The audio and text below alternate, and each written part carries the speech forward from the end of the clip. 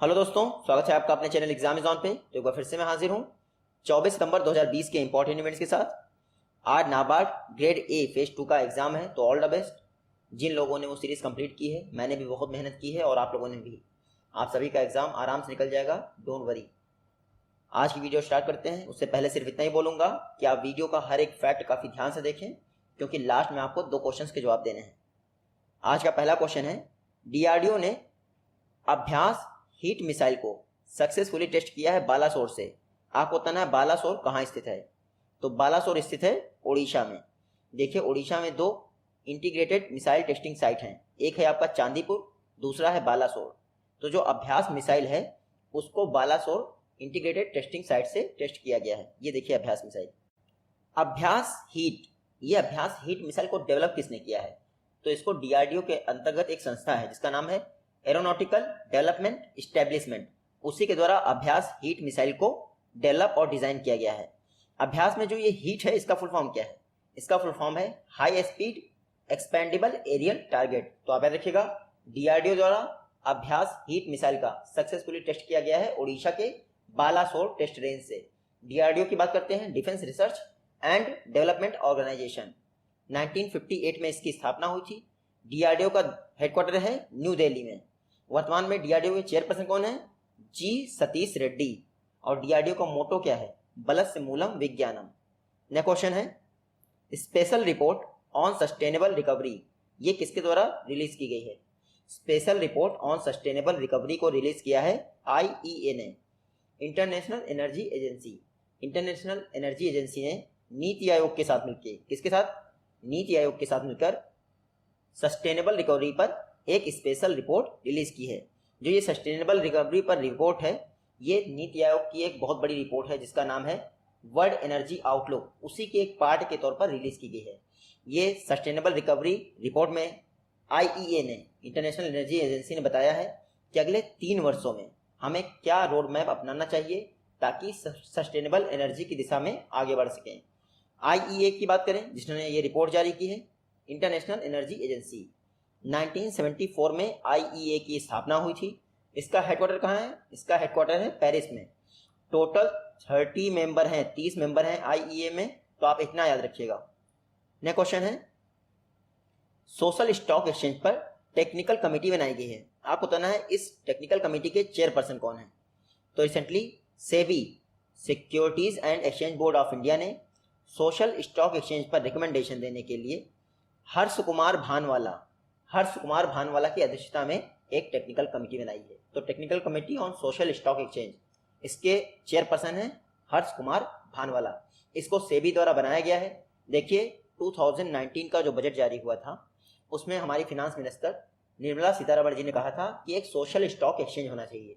जैसे normal stock exchange होता है, लोग रुपए लगा के ट्रेडिंग करते हैं, कंपनीज के शेयर खरीदते हैं, वैसे एक सोशल स्टॉक एक्सचेंज होना चाहिए जिसमें एनजीओ की लिस्टिंग की जाएगी और जो आपको एनजीओ अच्छा लगे उसमें आप जो है रुपए लगा के ट्रेड कर सकते हैं।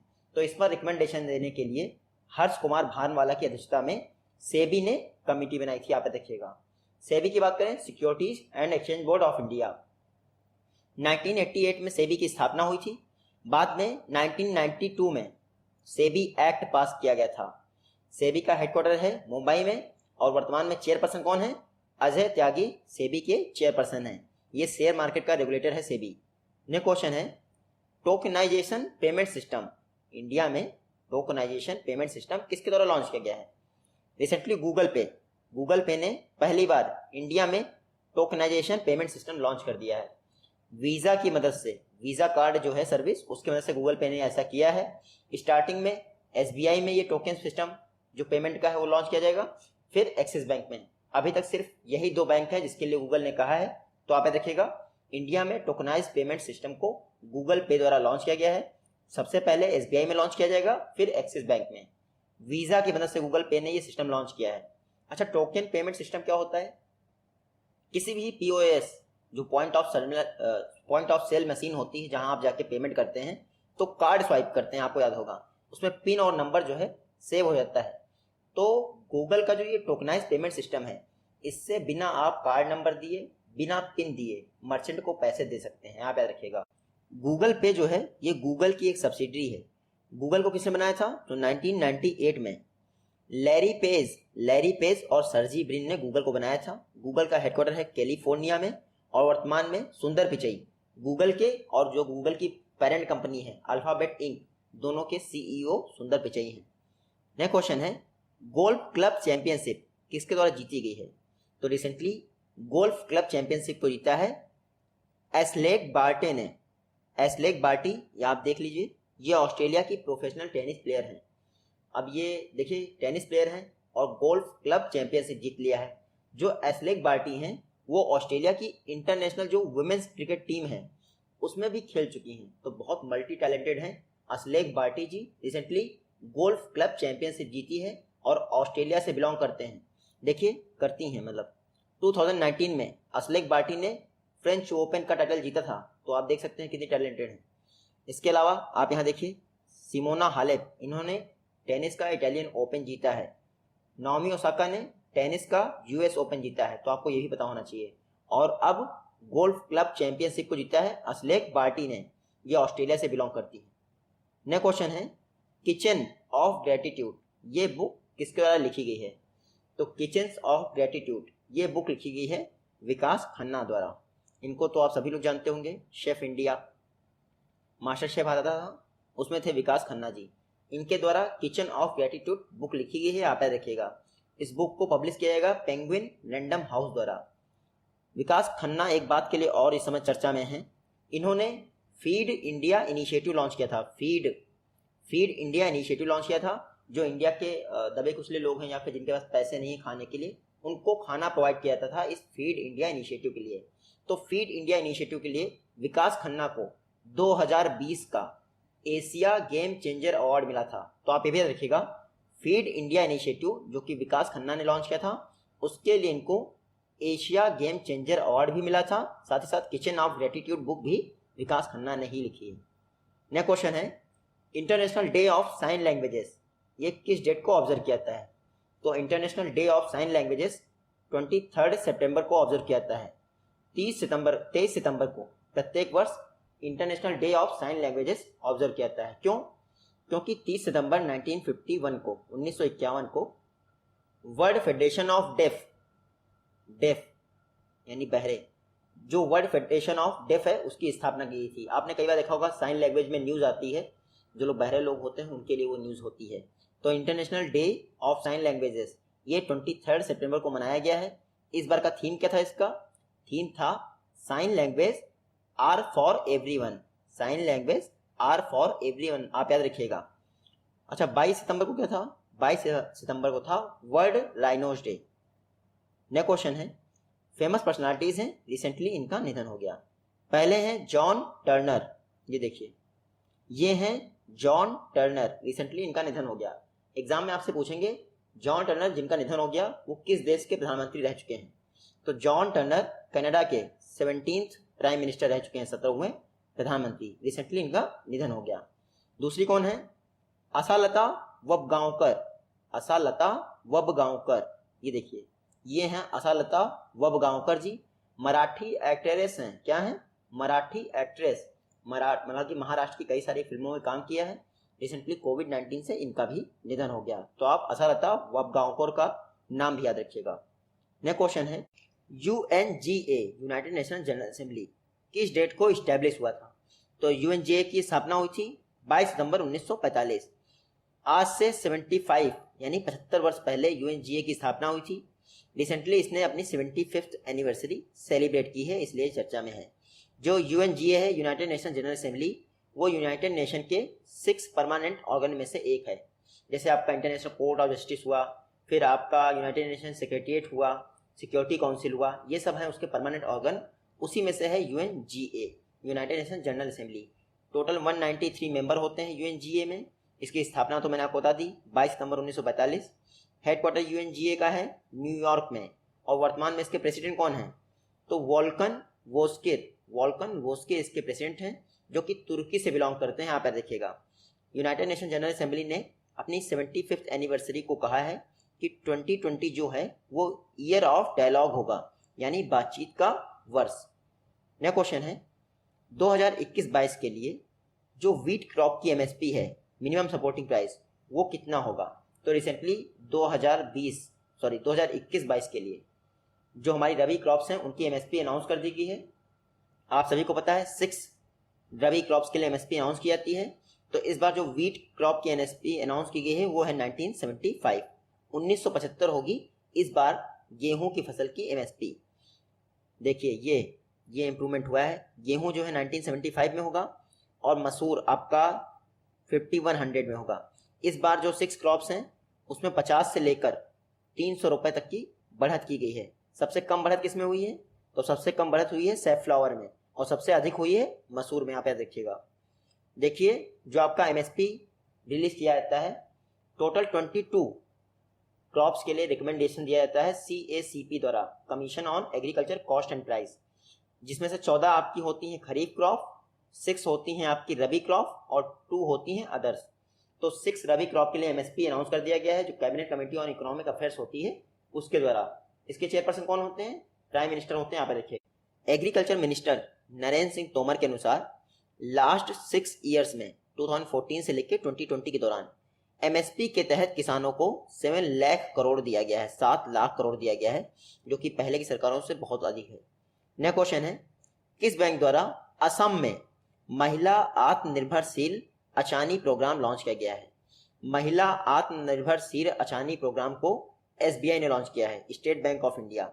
स्टेट बैंक ऑफ इंडिया ने असम में महिला आत्मनिर्भरशील अचानी प्रोग्राम लॉन्च किया है, मतलब women self reliance programme launch किया है। इसमें क्या होगा, जो असम के मतलब कि असम में रहने वाले वुमेन सेल्फ हेल्प ग्रुप्स होंगे उनको एसबीआई द्वारा लोन दिया जाएगा ताकि वुमेन्स का एम्पावरमेंट हो सके। जो ये आपका महिला आत्मनिर्भरशील अचानी प्रोग्राम है इसके तहत अभी तक एसबीआई ने 856 वुमेन सेल्फ हेल्प ग्रुप्स को 38 करोड़ दे रखा है। तो आप याद रखिएगा। एसबीआई की बात करें, स्टेट बैंक ऑफ इंडिया, इन्होंने जो ऑर्गेनिक कॉटन ग्रोवर फार्मर्स होते हैं, ऑर्गेनिक कॉटन ग्रोवर्स, उनके लिए सफल लोन प्रोडक्ट लॉन्च किया था, सफल लोन प्रोडक्ट। एसबीआई की स्थापना कब हुई थी? 1955 को। हेडक्वार्टर इसका मुंबई में है और वर्तमान में नए चेयरमैन कौन बने हैं? दिनेश खारा जी। नेक्स्ट क्वेश्चन है, आई फंड वुमेन प्रोग्राम किसके द्वारा लॉन्च किया गया है? आई फंड वुमेन प्रोग्राम को लॉन्च किया गया है वीजा द्वारा। तो रिसेंटली आई फंड वुमेन जो ये प्रोग्राम है वीजा ने इंडिया में भी लॉन्च कर दिया है। इससे पहले वीजा ने सिर्फ यूएस में लॉन्च किया था, अब इंडिया में भी लॉन्च कर दिया है। ये जो आई फंड वुमेन है इस प्रोग्राम के तहत वुमेन एंटरप्रेन्योरशिप को बढ़ावा दिया जाएगा, यानी महिला उद्यमिता को सपोर्ट किया जाएगा। तो फंडिंग प्रोवाइड की जाएगी ताकि वो उद्यमी बन सके। बात करते हैं वीजा कार्ड की। तो वीजा 1958 में स्थापना हुई थी। हेडक्वार्टर इसका कैलिफोर्निया में है और सीईओ कौन है? अल्फ्रेड एफ कैली। नेक्स्ट क्वेश्चन है, रिसेंटली कितने राज्यसभा एमपी सस्पेंड कर दिए गए हैं? तो मैं बता दूं आपको 8 राज्यसभा एमपीज को सस्पेंड कर दिया गया है। इन्होंने वेल में जाके जो डिप्टी चेयरमैन थे हमारे हरिवंश नारायण सिंह जी, उनके सामने रूल बुक फाड़ दी थी, इसीलिए 8 Rajya Sabha MP member of parliament को सस्पेंड कर दिया गया है। राज्यसभा की बात करें तो रिसेंटली राज्यसभा के डिप्टी चेयरमैन वापस रीअपॉइंट हो गए हैं। हरिवंश नारायण सिंह जी अगले 6 वर्ष तक के लिए राज्यसभा के डिप्टी चेयरमैन रहेंगे। जो चेयरमैन होता है उसका टेन्योर निश्चित नहीं होता है, क्योंकि इंडिया का जो वाइस प्रेसिडेंट होगा वही चेयरमैन होगा, लेकिन डिप्टी चेयरमैन 6 ईयर के लिए फिक्स होता है। आप देखिएगा, राज्यसभा की स्थापना हुई थी 1952 में, आर्टिकल 80 के तहत, अनुच्छेद 80 के तहत राज्यसभा की स्थापना हुई थी। राज्यसभा में टोटल सीटें कितनी हैं? 250, जिसमें से आपके 238 इलेक्ट होके आते हैं और 12 का यानी 12 का नॉमिनेशन होता है राष्ट्रपति द्वारा। लेकिन इस समय राज्यसभा की जो स्ट्रेंथ है वो है मात्र 245, जिसमें से आपके 233 इलेक्ट होके आ रहे हैं, जबकि 12 का नॉमिनेशन हमारे राष्ट्रपति कर रहे हैं। नेक्स्ट क्वेश्चन है, काकाती देवी टेम्पल, जिसका रिसेंटली नाम बदल के बलू सुलम्मा टेम्पल कर दिया गया है, आपको बताना है किस स्टेट में स्थित है। तो काकाती देवी टेम्पल या फिर बलू सुलम्मा टेम्पल एक ही है, ये है आंध्र प्रदेश में स्थित। देखिए जो काकाती देवी है उनको लोकल लैंग्वेज में बलू सुलम्मा कहते हैं और इंडिया की लैंग्वेज में इनको दुर्गा माता कहते हैं। तो काकाती देवी टेम्पल, आप सभी को याद है काकतीय डायनेस्टी, ये जो है वरंगल की फेमस डायनेस्टी थी, इसी के द्वारा काकती देवी टेम्पल बनाया गया था। कब बनाया गया था? 13वीं सदी में 13th सेंचुरी में गणपति देव थे काकतीय डायनेस्टी के राजा, उनके द्वारा बनाया गया था काकाती देवी टेम्पल, जिसका नाम बदल के बलुसलम्मा टेम्पल कर दिया गया है। ये आंध्र प्रदेश में, यहाँ पे देखिएगा। आंध्र प्रदेश की बात करें, क्यों चर्चा में आंध्र प्रदेश? कुछ समय पहले ही संपूर्ण पोषण योजना आंध्र प्रदेश में लॉन्च हुई है। फिर विद्या कनुका स्कीम भी आंध्र प्रदेश में लॉन्च हुई है। YSR आसरा स्कीम भी आंध्र प्रदेश में लॉन्च हुई। आंध्र प्रदेश के सीएम कौन है? YS जगनमोहन रेड्डी। गवर्नर कौन है? विश्वभूषण हरिचंदन। नेक्स्ट क्वेश्चन है, INS विराट इंडियन नेवी में किस वर्ष कमीशन किया गया था? तो INS विराट जो एयरक्राफ्ट कैरियर है वो इंडियन नेवी में 1987 में कमीशन किया था, 1987 में। देखिए 2017 में डी कमीशन होता था, यानी रिटायरमेंट हो गया था INS विराट का। अब 2 वर्ष बाद, यानी कि 3 वर्ष बाद 2020 में इसने अपनी आखिरी यात्रा शुरू कर दी है। मुंबई डॉकयार्ड से अपनी आखिरी यात्रा इसने अलंग पोर्ट के लिए, अलंग डॉकयार्ड के लिए शुरू कर दी है। अलंग डॉकयार्ड को जो जहाज होते हैं पानी के, उनका कब्रिस्तान कहते हैं। क्यों? क्योंकि यहाँ पे डिसमेंटलिंग की जाती है, सारे जहाज तोड़े जाते हैं। तो INS विराट ये जहाज अब तोड़ दिया जाएगा। अलंग डॉकयार्ड जो कि गुजरात में है, वहाँ के लिए रवाना हो गया है।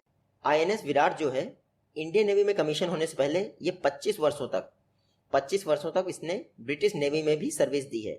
तब इसका नाम था HMS हर्मीज। तो 25 वर्ष वहां सर्विस दी और 30 वर्ष हमारे यहाँ, यानी 55 वर्ष तक सर्विस दी। इस तरह से ये वर्ल्ड का लॉन्गेस्ट सर्विंग एयरक्राफ्ट कैरियर बन गया है INS विराट। आपको इसका मोटो याद रखना है। इसका मोटो है INS विराट का, जलमेव यश बलमेव तस्य। क्या? जलमेव यश बलमेव तस्य, मतलब who control the sea is powerful. ये है INS विराट का मोटो। नेक्स्ट क्वेश्चन है, first bionic eye to fully restore vision system, इसको डेवलप किया गया है किस कंट्री के रिसर्चर्स द्वारा? रिसेंटली ऑस्ट्रेलिया में एक मोनेश करके यूनिवर्सिटी है, मोनेश यूनिवर्सिटी, वहाँ के रिसर्चर्स ने वर्ल्ड की पहली बायोनिक आई डेवलप कर दी है जो ब्लाइंड लोगों को भी रोशनी दे सकती है। अभी तक बायोनिक आई जो डेवलप की गई थी वो सिर्फ आर्टिफिशियल टाइप की थी, लेकिन ऐसा पहली बार हुआ है कि बायोनिक आई द्वारा जो दृष्टिबाधित लोग हैं या फिर अंधे लोग हैं उनको भी रोशनी मिल सकती है। तो आप देखिएगा, वर्ल्ड की पहली bionic eye to fully restore vision system के साथ लॉन्च की गई है ऑस्ट्रेलिया में। ऑस्ट्रेलिया की बात करें तो ये मैप में है ऑस्ट्रेलिया। कैपिटल है इसकी कैनबरा, करेंसी क्या है? डॉलर। और इस समय ऑस्ट्रेलिया की प्राइम मिनिस्टर कौन है? Scott Morrison. नेक्स्ट क्वेश्चन है, किस स्टेट गवर्नमेंट द्वारा इंडियन फार्मर्स के लिए, यानी उसके फार्मर्स के लिए ई पीक पहानी मोबाइल ऐप लॉन्च किया गया है? रिसेंटली महाराष्ट्र गवर्नमेंट ने ई पीक पहानी मोबाइल ऐप लॉन्च कर दिया है। इसके तहत फार्मर्स को उनकी फसल की अच्छी कीमत मिल पाएगी और अगर कोई भी तकलीफ होती है तो फार्मर्स ई पीक पहानी मोबाइल ऐप पर कंप्लेन कर सकते हैं, जिसका सोल्यूशन उन्हें दिया जाएगा। महाराष्ट्र देखते हैं, ये है मैप में महाराष्ट्र। चर्चा में इसलिए है क्योंकि स्टार्टअप इकोसिस्टम के लिए महाराष्ट्र गवर्नमेंट ने सिडबी के साथ पार्टनरशिप की थी। साथ ही साथ जो मुंबई म्युनिसिपल कॉरपोरेशन है उसने मेरा परिवार मेरी जिम्मेदारी कैंपेन लॉन्च किया था। महाराष्ट्र में लोनार लेक है, सॉल्ट वाटर लेक है लोनार, जो कि एस्ट्रॉयड से बनी थी। साथ ही साथ महाराष्ट्र का मेलघाट टाइगर रिजर्व इस समय बहुत चर्चा में है क्योंकि वो महाराष्ट्र का पहला टाइगर रिजर्व था। महाराष्ट्र के सीएम है उद्धव ठाकरे, गवर्नर कौन है? भगत सिंह कोश्यारी, जो कि गोवा के भी गवर्नर हैं। लास्ट क्वेश्चन है, अम्मा मोबाइल राशन शॉप किस स्टेट में सेटअप की गई है? तो अम्मा से आप समझ सकते हैं, रिसेंटली तमिलनाडु में अम्मा मोबाइल राशन शॉप की स्टार्टिंग हुई है। मोबाइल का मतलब क्या है? ये राशन शॉप ऐसी होंगी जो दूर दराज के इलाकों में भी अपनी सर्विस प्रोवाइड कर सकेंगी। तो देखिए, जो डिफिकल्ट टेरेन है यानी डिफिकल्ट इलाके हैं तमिलनाडु के, वहाँ पर राशन प्रोवाइड करने के लिए अम्मा mobile ration shop service start की गई है। यहाँ पे देखिएगा, तमिलनाडु की बात करें तो ये देखिए मैप में तमिलनाडु में हल्दी रिसर्च इंस्टीट्यूट यानी हल्दी अनुसंधान केंद्र, साथ साथ पोल्ट्री रिसर्च इंस्टीट्यूट स्थापित किया जा रहा है। इंडिया की फर्स्ट न्यूट्रिनो ऑब्जर्वेटरी वो कहाँ बन रही है? तमिलनाडु में बन रही है। यहाँ पे देखिएगा, ये देखिए, ये आज की वीडियो से क्वेश्चन है। आई होप कि आप इन दोनों का जवाब दे पाएंगे। जल्दी ही मिलते हैं आपसे अपनी नेक्स्ट वीडियो में, तब तक के लिए take care, good bye and जय हिंद।